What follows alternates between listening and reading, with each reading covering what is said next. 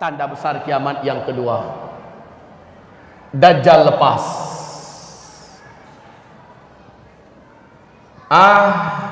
Manusia sudah mengimpi-impikan datangnya makhluk paling celaka ini. Manusia sudah lama merindu-rindukan datangnya. Kenapa? Didengar kabar Dajjal lah yang sanggup menyelamatkan manusia. Maka orang rindu ingin berjumpa dengannya, kecuali orang yang beriman. Orang beriman tahu persis Dajjal sudah dekat mau keluar. Lalu orang beriman makin merapat kepada Allah, makin banyak sujudnya, makin banyak angkat doa dan tangannya ke langit, makin minta agar Allah lindungi dari Dajjal. Dan ternyata benar, Dajjal lepas. Ma baina khalqi Adam ila qiyamis sa'ah fitnatun akbar minad Dajjal. Sejak Adam diciptakan sampai kiamat, tidak ada fitnah yang lebih hebat, yang lebih berat, yang lebih dahsyat melebihi fitnahnya Dajjal. Dajjal manusia biasa. Ma min nabiyyin mursal, tidak ada seorang nabi pun yang diutus oleh Allah ke muka bumi melainkan pasti memperingatkan kaumnya tentang bahaya Dajjal.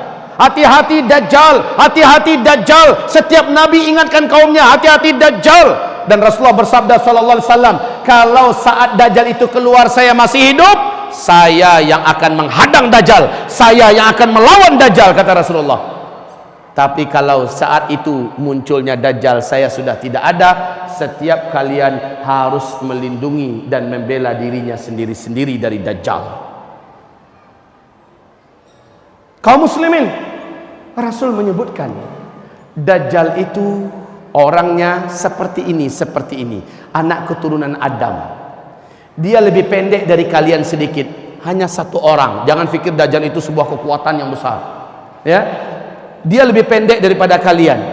Mukanya jelek sekali, matanya dua, yang sebelah kanan kata Rasulullah tertutupi oleh melelehnya daging bagian atas menutupi mata, lalu bagian ujung daripada yang menutupi ini lengket ke pipi dan ada membentuk semacam jengger ayam, ya, bergelantungan, jelek sekali Pak. Kemudian matanya yang sebelah kanan itu seperti mau keluar dan nampak lengkungan seperti ini.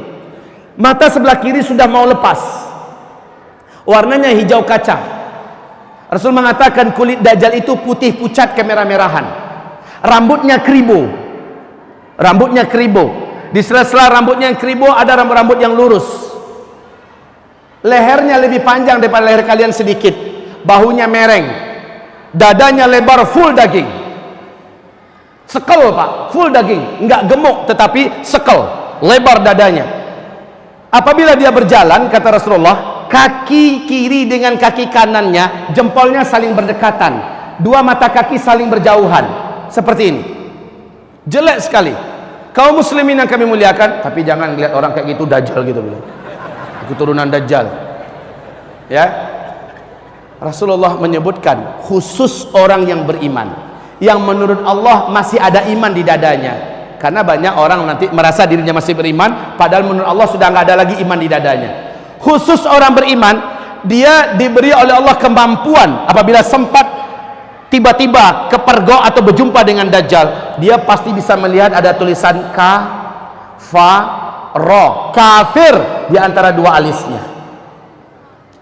Hanya orang beriman, padahal nggak nampak Pak, tapi khusus orang beriman seperti nampak tertulis kafara di sini. Subhanallah kaum muslimin, menandakan kita hari itu masih beriman atau tidak kalau sempat, dan jangan pernah, ya, mudah-mudahan tidak pernah kita berjumpa dengan Dajjal. Nabi mengatakan jangan pernah kalian berjumpa dengan Dajjal, jangan kalian pernah berjumpa dengan Dajjal. Demi Allah kata Rasulullah, Dajjal itu bergelar Al-Masih. Dajjal itu bergelar Al-Masih, Al-Masih Dajjal. Apa makna Al-Masih? Sang penghapus. Dajjal itu ketika dia berjumpa dengan orang, hapuslah iman orang itu, menguap. Bahkan kata Rasulullah, akan datang nanti seorang lelaki yang sangat yakin imannya tidak akan hilang, seorang lelaki yang merasa imannya sudah kuat dan dia tidak akan berubah, tidak akan murtad bila berjumpa dengan Dajjal. Lalu dia keluar dari rumahnya, berjumpa dengan Dajjal. Ketika mana dia bertatapan saling melihat, saat itu hilanglah iman dari dadanya dan dia pun langsung sujud menyembah Dajjal. Padahal laki-laki ini sangat kuat iman. Maka Nabi haramkan umatnya jangan pernah nak berjumpa dengan Dajjal. Jangan pernah, apalagi niatnya mau minta tanda tangan. Siapa yang berjumpa dengan Dajjal murtad, kafir kepada Allah. Dan siapa yang sudah kafir kepada Allah sampai matinya dia tidak akan pernah lagi beriman kepada Allah. Siapa yang mati, siapa yang kafir gara-gara beriman kepada Dajjal, dia kafir kepada Allah saat itu juga, sampai matinya dia tidak akan pernah lagi beriman kepada Allah.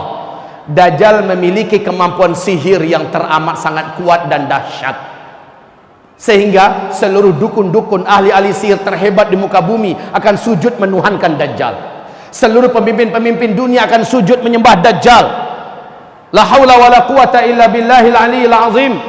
Dajjal memiliki magic yang sempurna kaum muslimin. Dan yang paling menakjubkan, nanti baca di kitab ensiklopedia akhir zaman, calon-calon pengikut Dajjal ketika Dajjal akan keluar ada ciri-cirinya. Nanti selepas zuhur saya uraikan. Salah satunya kaum muslimin yang kami muliakan, Dajjal ini dilayani dan diikuti sepenuhnya oleh setan-setan jin. Coba bayangkan, iblis yang mempunyai bala tentara dari setan-setan yang tidak terkira banyak di jumlahnya di muka bumi ini bersatu berpihak dengan Dajjal. Maka merekalah yang akan membuat makar seolah-olah Dajjal betul-betul Tuhan asli. Betul-betul Dajjal itu Tuhan yang asli. Dajjal menunjuk ke langit, berkumpullah awan, air hujan pun turun.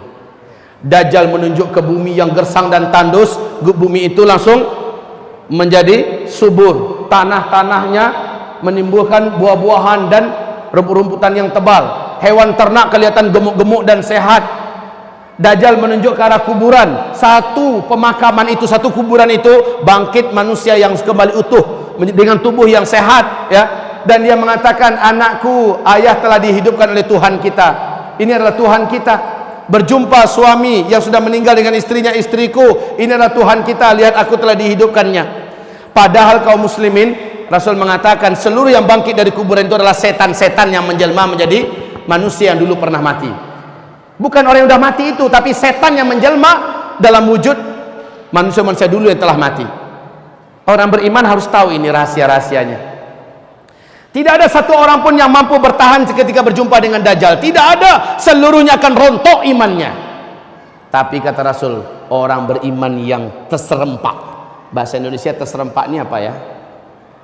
Ini bahasa Malaysia nih. Terserempak itu apa-apa? Mendadak ketemu gitu. Dia sudah berusaha menghindar dan dia nggak tahu kalau Dajjal sudah sampai ke kotanya, lalu mendadak ketemu. Kepergok. Hah? Ya sudah, pokoknya ketemu gitulah. Tanpa direncanakannya. Kata Rasulullah, wajib ketika itu membaca surat Al-Kahfi di depannya. Bacalah 10 ayat pertama atau 10 ayat terakhir. Jangan lepaskan bacaan itu, ya. Teruslah baca sampai dia betul-betul sudah lepas dari Dajjal. Tutup mata, tundukkan wajah, bacalah surah Al-Kahfi. Alhamdulillahilladzi anzala ala abdihil kitab. Terus baca sampai ayat ke-10, ulang balik baca. Sampai ke-10, ulang balik baca. Betul-betul baru berhenti setelah dia buka mata sudah nggak ada siapa-siapa, selesai. Tapi kalau nggak hafal ini, nah ini yang bahayanya. Pas ketemu Dajjal baru cari Quran. Nggak masanya lagi cari Quran. Tunggu om, cari Quran dulu. Habis nih. Makanya diperintahkan menghafal surat Al-Kahfi. Hafalkan surat Al-Kahfi 10 ayat pertama atau 10 ayat terakhir dari sekarang, dan lancarkan membacanya. Sering-sering bawa dalam sholat. Baik, Dajjal ini kata Rasulullah ketika dia muncul, seluruh kota-kota di muka bumi akan dimasukinya, dan dia tidak akan memasuki perkampungan, dusun-dusun, lembah-lembah. Dia tidak akan masuk ke daerah yang sedikit manusianya. Di mana manusia yang banyak, Dajjal akan sampai ke situ. Saat Dajjal sampai di situ, magicnya dan kekuatan sihirnya langsung menyebar, sehingga para wanita-wanita pada umumnya kata Rasulullah seperti tertarik untuk keluar dari rumah ingin berjumpa dengan Dajjal. Maka sabda Rasulullah SAW, bila kamu dengar Dajjal sudah sampai ke kota kamu, carilah istri-istri kamu, bawa ke rumah, ikat dia di dalam rumah. Carilah ibunda kamu, bawa ke rumah, ikatlah mereka di rumah, tambatkan mereka ke tiang, ikatkan kakinya. Baca itu hadis, ini hadisnya sahih, jangan katakan saya mengarang-arang. Ensiklopedia akhir zaman, Nabi perintahkan, kalau kamu dengar Dajjal sudah sampai masuk ke kota kamu, segera kamu kumpulkan istrimu, anak-anak gadismu, emak-emak kamu, karena yang paling banyak terkena kekuatan sihirnya Dajjal adalah kaum wanita. Ikatkan mereka di rumah-rumah kamu, tambatkan kaki mereka ke tiang-tiang rumah agar mereka tidak keluar. Saking kuatnya, Pak. Bagaimana kalau seandainya iman kita sendiri lemah? Ya udah, dengan bapak-bapak ke bawah,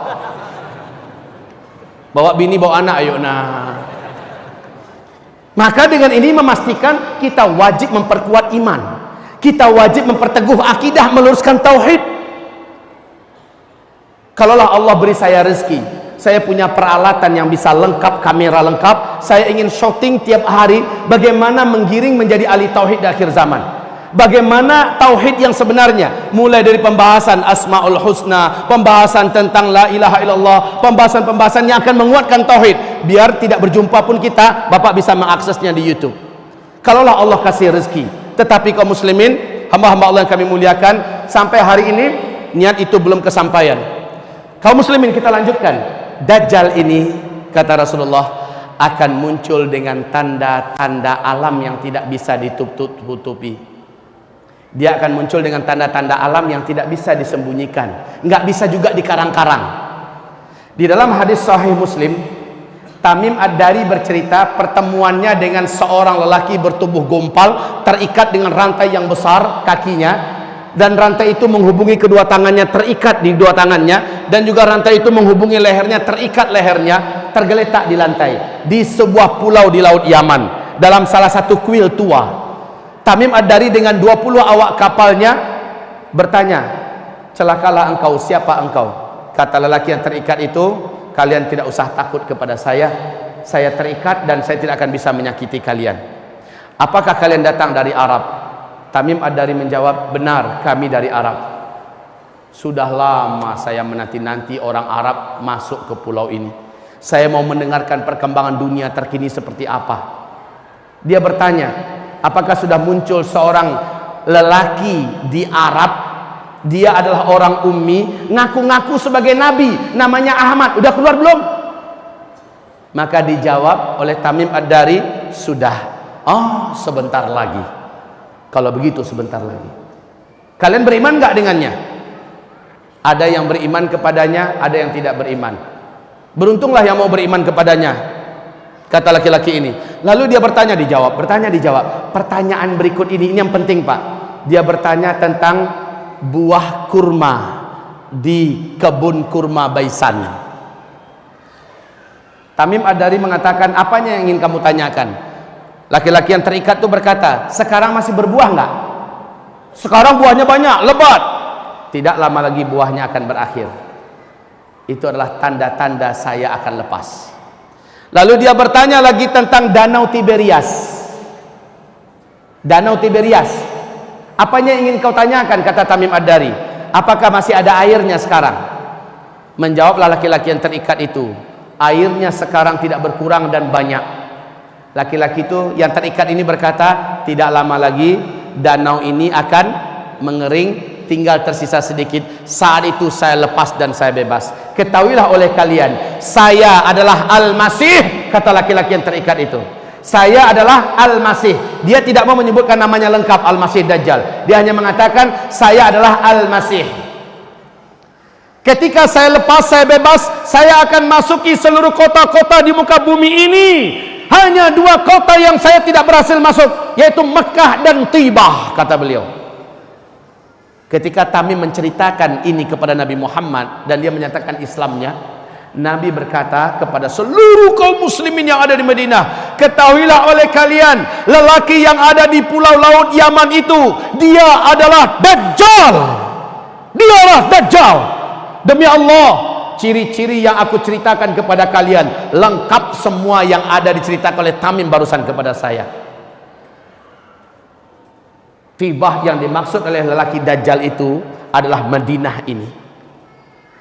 Jadi Mekah Madinah hanya 2 kota ini yang Dajjal tidak bisa masuk. Makanya salah satu cara selamat dari Dajjal nanti, kata Rasulullah, larilah kamu ke Mekah atau ke Madinah.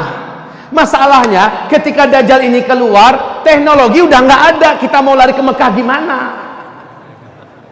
Pesawat yang mau nerbangin kita udah nggak ada. Kalau begitu, ada langkah lain yang harus kamu segera buat agar kamu selamat dari Dajjal. Langkah-langkah inilah yang sudah kita susun dan kita muat dalam kitab Zikir Akhir Zaman. Cara-cara dari Rasulullah agar selamat dari Dajjal. Baik kaum muslimin, lanjutnya kita ceritakan yang dua tadi. Lihat faktanya sekarang. Lihat faktanya sekarang. Buka YouTube kalau mau. Kalau mau, buka YouTube. Tentang buah kurma di kebun kurma Baisan. Di mana kebun kurma Baisan? Hah? Perbatasan Yordania dengan Palestina. Kaum muslimin, kebun kurma Baisan ini sudah beberapa tahun terakhir sudah tidak berbuah 100%. Sudah tidak berbuah 100%. Bahkan batang-batang pohonnya pun cenderung mengarah kepada mati. Awas, hadis tadi mengatakan tak lama lagi buahnya akan berakhir.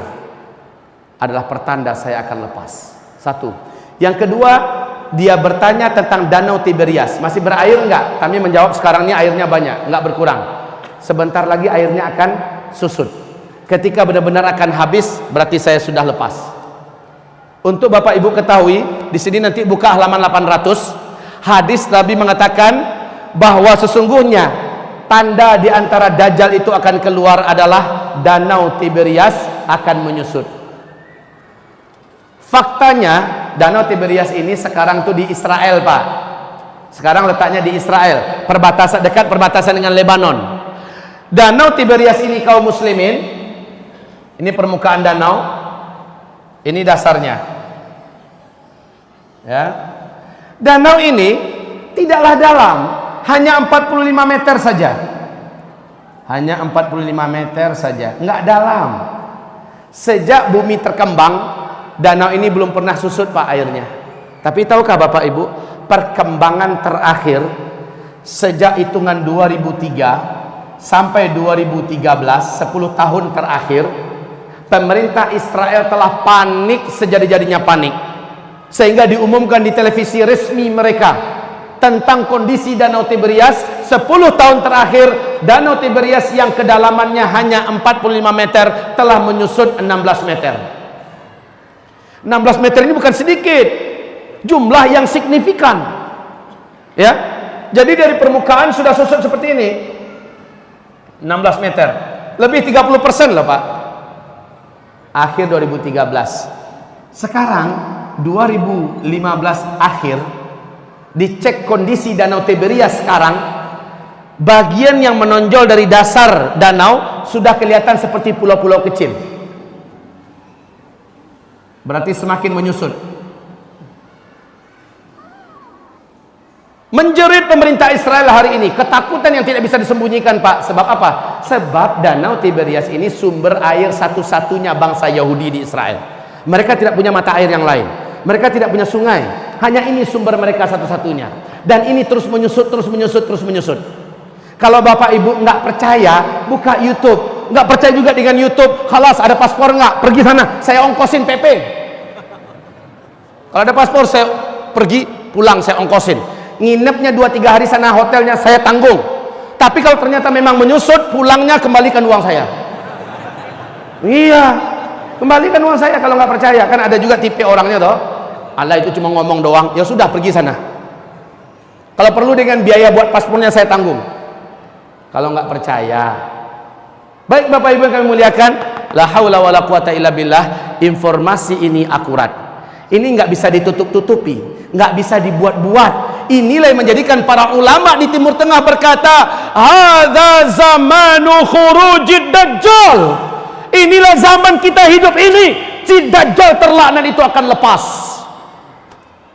Zaman saya hidup, zaman Bapak hidup, zaman ibu-ibu hidup, Bu, makhluk celaka ini akan lepas. Tanda-tandanya sudah sangat nyata. Ya Karim, ya Rab. Wallahi, jangankan Bapak, Saya saja kalau berjumpa dengan Dajjal, saya yakin tak tentu salah saya akan selamat. Ulama-ulama kita kalau berjumpa dengan Dajjal mungkin akan tanggal iman dari dada mereka, saking dahsyatnya makhluk celaka ini. Jadi Pak, makhluk ini akan lepas tak lama lagi kalau melihat tanda-tanda ini. Baik, Rasulullah bersabda, hanya seorang remaja lelaki yang berjumpa nanti dengan Dajjal, ternyata dia seorang yang gak mau sujud. Dajjal bertanya kepadanya, kenapa kamu tidak mau sujud kepada saya? Tak, saya Tuhan kamu. Tidakkah engkau lihat manusia seluruhnya sujud kepada saya? Remaja lelaki ini berkata, sorry ya, sujud kau hanyalah untuk Allah dan kamu adalah makhluk. Saya tidak akan sujud kepada makhluk. Dajjal marah kepadanya, jika kamu tidak mau sujud kepada saya, kamu tak bunuh. Kata remaja ini, tafadhol, silahkan. Maka Rasulullah bersabda, dijambaknya rambut remaja laki-laki ini dengan gergaji, dibelah duanya kepala remaja laki-laki ini, dibelah dua.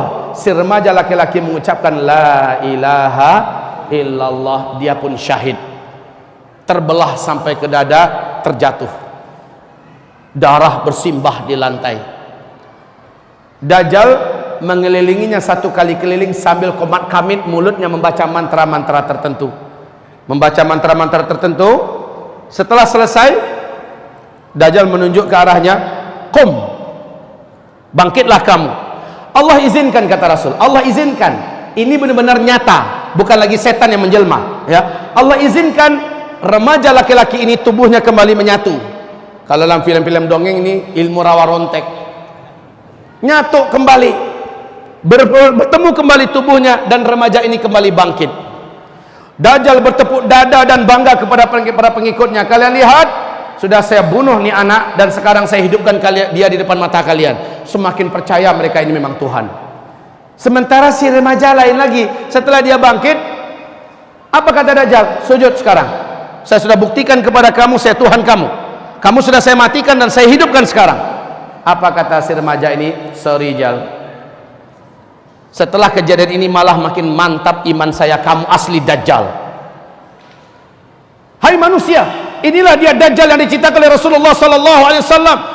Rasulullah telah menceritakan akan ada seorang remaja lelaki yang akan dibunuh oleh Dajjal karena tidak mau sujud kepadanya, dan Dajjal menghidupkannya kembali dengan izin Allah. Remaja-remaja itu hidup, tetapi setelah itu Dajjal tidak akan sanggup lagi membunuhnya kali kedua, dan juga tidak ada sanggup membunuh manusia manapun. Hai manusia, taubatlah kalian, ini adalah Dajjal, kafirilah oleh kalian dia. Dajjal marah kepadanya, ingin membunuhnya kali kedua. Memang kemampuannya sudah dicabut oleh Allah Subhanahu wa taala. Remaja lelaki ini, kalau dalam ilmu sosial, hitungan remaja itu tuan-tuan, puan-puan kali sekalian, bapak-bapak, ibu-ibu, remaja dalam hitungan ilmu sosial adalah dari umur 12, 13, 14, 15, 16 yang disepakati. Berselisih pendapat tentang umur 17. Sekarang kita ambil yang sampai 17 aja dah. 12, 13, 14, 15, 16, 17. Ini usia remaja. Oke, dalam ilmu sosial. Pak, apakah Bapak mengikuti perkembangan di Timur Tengah? Hebohnya TV-TV Arab lebih kurang 12-13 tahun yang lalu. Silakan buka kembali di YouTube. Heboh karena di TV-TV Arab diberitakan telah lahir seorang bayi laki-laki di Palestina. Bayi ini baru saja lahir, dia berbicara dengan bahasa Arab fusha. Satu kali saja, setelah itu dia normal seperti bayi-bayi pada umumnya. Dan ini diadakan wawancara karena gempar. TV-TV Arab yang saya langsung tonton acara TV-nya Pak, Qatar TV. Seorang tokoh muslim di Palestina diwawancarai. Dia bersaksi, dia bersumpah, silahkan tanya syekh-syekh kami di Palestina, bahwa ini nyata, seorang bayi laki-laki telah lahir, berbicara dengan bahasa Arab fusha satu kali saja. Apa katanya? Berikut ini, silahkan terjemahkan.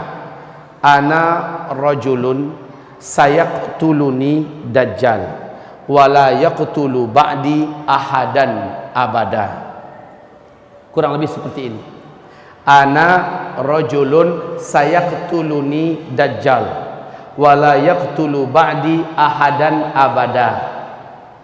Kemudian bayi ini normal umumnya seperti bayi-bayi yang lain. Bisa ada yang bantu terjemahkan selain Abah? Ada yang bisa bantu terjemahkan? Ana apa artinya? Nah itu kan bisa. Rajulun, seorang lelaki. Saya kutuluni Dajjal, yang nanti saya akan dibunuh oleh Dajjal. Wala yaqtulu ba'di ahadan abada. Setelah itu Dajjal tidak akan sanggup lagi membunuhku, dan tidak pun seorang pun setelahku membunuhnya. Dajjal sudah tidak mampu, seorang pun selama-lamanya. Kejadian ini sekarang sudah masuk tahun ke-13. Sudah masuk tahun ke-13. Seandainya berita ini sahih, seandainya berita ini sahih, maka semakin menguatkan keyakinan kita sudah sangat dekat Dajjal terlaknat itu akan keluar. Umurnya sekarang masuk 13, 14, 19, 16, 17. Berarti dalam hitungan tahun yang sangat dekat si Dajjal celaka ini akan keluar. Siap atau tidak? Siap atau tidak? Demi Allah saya tidak siap. Bapak gimana? Kalau ada yang berani mengatakan siap, terlalu. Saya tidak siap. Dajjal ini terlalu berat untuk dihadapi. Sedangkan para nabi saja berlindung kepada Allah dari Dajjal. Bagaimana lagi orang biasa macam kita? Tapi kenyataannya sudah sangat dekat. Ustadz, bisa jadi itu rekayasa TV Pak Ustadz supaya laris acaranya. Mungkin. Bisa jadi. Ini adalah rekayasa TV. Dibuat-buat agenda dan acaranya. Tetapi kaum muslimin, ini TV-TV Arab memuat semua ya. Jika ini memang rekayasa, bagaimana tentang Danau Tiberias? Bisa direkayasa nggak ini? Nggak bisa. Bagaimana dengan pohon kurma di kebun kurma Baisan? Bisa direkayasa nggak? Enggak. Karena hadisnya sahih. Taib kaum muslimin hamba-hamba Allah yang kami muliakan, tentang kemunculan Dajjal, tanda-tandanya sudah sangat-sangat dekat. Bapak lihat, hampir negara-negara besar di dunia mempersiapkan kemunculan Dajjal. Negara-negara besar dunia mempersiapkan ciri-ciri dan tanda-tanda kemunculan Dajjal. Bapak, Dajjal nanti masuk ke Madinah, nggak bisa. Ketika gagal masuk Mekah, nggak bisa. Dia bersuara masuk Madinah juga tidak bisa. Kenapa tidak bisa? Sudah ada malaikat yang menghunus pedang di tiap-tiap pintu masuk Mekah atau Madinah. Maka Dajjal tak berhasil masuk. Dajjal naik ke atas sebuah bukit di luar kota Madinah, kata Rasul, dan melihat ke arah Madinah. Dajjal berkata sambil menunjuk ke masjid Nabi, itu adalah istana putihnya si Ahmad. Itu adalah istana putihnya si Ahmad. Dia menghentakkan kakinya 3 kali di atas bukit itu. Gempa ke satu kota Madinah. Orang-orang munafik, orang-orang musyrik yang tinggal di dalam kota Madinah keluar seluruhnya, keluar dari kota Madinah, bergabung dengan Dajjal. Dan ketahuilah, bukit tempat dia menghentakkan kaki disebut dengan Bukit Garam. Oleh ulama sekarang disebut dengan Bukit Dajjal. Tahu tidak Bapak Ibu, di mana bukit ini berada di Madinah? Di luar kota Madinah. Sekarang bukit itu di atasnya sudah dibangun istana kerajaan. Jadi yang Bapak lihat masuk ke Madinah, pergi ke Uhud, ada nampak satu bukit didirikan istana, itu adalah bukitnya Dajjal. Itu Bukit Garam. Masya Allah, kayak dipersiapkan, inilah tempat ente nanti wahai Dajjal. La haula wala quwata illa billah. Kaum muslimin yang kami muliakan, sementara istana putih yang ditunjuk oleh Dajjal ke Masjid Nabawi, ketika Nabi melafazkan hadis ini, seperti apa kondisi Masjid Nabawi? Lantainya saja masih tanah. Betul? Lantainya saja masih tanah, tiang-tiangnya masih pohon kurma, atapnya masih pelepah kurma. Sementara Dajjal di akhir zaman mengatakan itu istana putihnya si Ahmad. Masjid Nabawi sekarang kondisinya mirip istana enggak? Mirip kaum muslimin. Ketika Dajjal menunjuk itu adalah istana putihnya Muhammad, kondisi Masjid Nabawi sekarang lah yang paling cocok. Masya Allah. Baik, Dajjal tidak lama setelah dia keluar, bumi ini dikelilinginya. Masanya tidak lama, hanya 1 tahun 2 bulan 2 minggu Dajjal pun selesai masanya. Kenapa? Muncul tanda besar kiamat yang ketiga. Turunnya dari langit manusia yang sudah disimpan oleh Allah, khusus muncul di akhir zaman membunuh Dajjal. Siapa? Isa alaihis salam. Isa alaihi salam. Nabi Isa alaihi salam turun di Damaskus, di masjid yang ada menara putihnya, kata Rasulullah. Isa akan turun di Damaskus, bi Dimashq, bi manaratil bayda, di menara yang masjid yang ada menara putihnya. Kaum muslimin yang kami muliakan, masjid ini ternyata di Damaskus hari ini sudah ada, dan dia seperti yang ditulis oleh Syekh Al-Hafiz Al-Mufassir Al-Muhaddis Al-Hafiz Ibnu Katsir dalam kitab Tafsir Al-Qur'anil Azim menjelaskan bahwa sesungguhnya Masjid Jami' Amawi disitulah nanti tempat turunnya Nabi Isa. Ada menara putihnya, Pak. Ini termasuk masjid yang sampai hari ini belum dirusak oleh Bashar Assad. Masya Allah. Kaum muslimin yang kami muliakan, Nabi Isa turun di Damaskus, bukan Isa Habibullah yang di Jombang kemarin ngaku sebagai Nabi Isa. Syukur udah tobat sekarang ya, udah tobat. Bukan. Kaum muslimin, Isa turun. Al-Mahdi terkepung di masjid itu sudah sekian hari. Orang-orang beriman bersama Al-Mahdi sudah terkepung di dalam masjid itu sekian hari. Al-Mahdi ini siapa yang akan memimpin di sini? Di mana munculnya Al-Mahdi? Setelah Duhan. Ingat baik-baik, Al-Mahdi akan muncul setelah Duhan. Di sini Al-Mahdi muncul. Taib, kaum muslimin, Al-Mahdi menaklukkan timur dan barat. Kemudian saat Dajjal keluar, dia tidak sanggup berperang melawan Dajjal, dalam artian tidak terkalahkan Dajjal. Lalu Al-Mahdi terkepung di Masjid Jami' Amawi. Al-Mahdi, hamba-hamba Allah yang kami muliakan, dengan orang beriman salat subuh berjamaah, kumandang subuh. Kemudian selesai salat sunat fajar atau salat sunat qabliyah subuh, Al-Mahdi suruh qomat. Beliau pun maju ke depan. Saat maju ke depan, seluruh mata mengarah kepada langit. Ternyata Nabi Isa sedang turun diapit oleh dua malaikat yang masing-masing malaikat punya dua sayap yang terkembang. Nabi Isa turun, tangan Isa yang kanan memegang bahu sebelah kiri malaikat sebelah kanannya. Tangan Isa yang sebelah kiri, telapak tangannya memegang bahu sebelah kanan malaikat yang sebelah kirinya. Isa pun turun. Rambut Nabi Isa, kata Rasulullah, bagaikan orang yang baru siap mandi, seperti ada air-air yang menetes. Orang-orang yang beriman tersenyum bahagia karena yang dinanti-nanti sudah datang, Isa alaihi salam. Dan memang mereka sangat yakin, Pak, inilah saatnya Nabi Isa harus turun. Isa pun turun. Al-Mahdi langsung mundur, mempersilahkan Isa untuk menjadi imam. Isa berkata, tidak. Imam pada masa ini adalah engkau. Saya hanya penolongmu, saya hanya pendampingmu. Majulah, jadilah imam. Isa pun sholat di belakangnya. Sholat subuh selesai, zikir selesai, matahari mulai terbit. Ternyata Dajjal berhasil mendobrak pintu masjid. Dajjal masuk dengan penuh kesombongan. Orang-orang yang menjadi bala tentara Dajjal dari kalangan Yahudi Asbahan dan Yahudi-Yahudi lainnya bersatu ingin mencincang Al-Mahdi, mencincang orang-orang beriman yang ada di dalam masjid. Penuh bawa sombong dan angkuh, Dajjal masuk. Ternyata Isa berdiri. Dajjal datang, Isa berdiri. Saling bertatap-tatapanlah dua manusia legendaris akhir zaman ini, antara Isa dengan Dajjal. Dajjal langsung menjerit. Dajjal langsung menjerit. Melihat Isa menjerit, kata Rasulullah, meleleh tubuhnya. Demi Allah, kata Rasulullah, kalaulah Dajjal tetap di tempatnya, kalaulah Dajjal tetap di situ, di tempatnya, maka dia akan mencair menjadi cairan menggenang di lantai. Tapi Dajjal langsung lari. Dengan kekuatannya yang diberikan oleh Allah, Dajjal lari ke ufuk timur. Allah takdirkan Isa di atas kemampuan Dajjal punya kemampuan. Isa sudah menunggu di situ. Mau kemana, boy?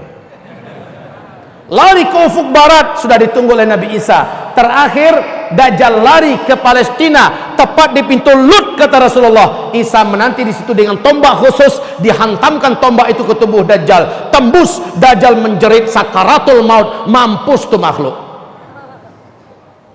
Darah yang membasahi tombak datang kembali dari Palestina dengan kecepatan yang Allah takdirkan, bergabung dengan Al-Mahdi dan orang-orang beriman. Isa kasih tunjuk, Dajjal sudah terbunuh. Allahu Akbar, Allahu Akbar, orang-orang beriman berteriak. Nah, orang-orang Yahudi yang di belakang Dajjal tadi sombong-sombong siap mencincang orang-orang beriman, hilang semangat perangnya, ciut nyalinya, langsung pedang-pedang mereka, tombak-tombak mereka buang, mereka lari terkentut-kentut, lari bersembunyi menyelamatkan nyawa masing-masing. Saat itu kata Rasulullah, Allah takdirkan alam yang ada berbicara, ya muslim, hadza yahudiyyun warai ta'ala faqtulhu. Hai muslim, sini ada Yahudi di belakang saya sembunyi, tangkap, bunuh dia. Kata tembok ketika Yahudi bersembunyi di balik tembok. Kata lobang ketika Yahudi bersembunyi dalam lobang. Kata pohon ketika Yahudi bersembunyi di balik pohon. Illal gharqad, kecuali pohon gharqad. Innaha syajarul yahud, sesungguhnya gharqad itu adalah pohonnya Yahudi, bangsa Yahudi. Makanya 12 tahun yang lalu Pak, rabi-rabi Yahudi telah memerintahkan siapapun jadi Perdana Menteri wajib menanam pohon gharqad sebanyak-banyaknya. Maka start penanaman pohon gharqad di Israel lebih 12 tahun yang lalu bermula dari 2 juta batang pohon gharqad yang hari ini sudah setinggi 14, 15 dan 16 meter Pak. Udah standby itu pohon gharqad. Mereka tahu ini akan menjadi pohon kita di akhir zaman. Aneh itu, dia tahu dari hadis Nabi, mereka percaya gharqad inilah pohon kemenangan mereka di akhir zaman. Mereka tanam banyak-banyak, tapi kan udah bocor duluan ke tangan orang beriman kan. Hadisnya sudah ada, orang beriman tahu nih kemana sisa Yahudi, pasti ke kebun pohon gharqad. Oh, udah orang beriman datang bawa pedang-pedang mereka, lihat ada Yahudi, cincang, ada Yahudi, habis Yahudi sehabis-habisnya, habis. Kemudian agama Nasrani dihapuskan oleh Nabi Isa alaihissalam, salib dibinasakan, lalu Isa mengajak kembalilah ke agama tauhid yang diajarkan Nabi Muhammad sallallahu alaihi wasallam. Orang-orang Nasrani mengucapkan asyhadu an la ilaha illallah wa asyhadu anna Muhammadan Rasulullah.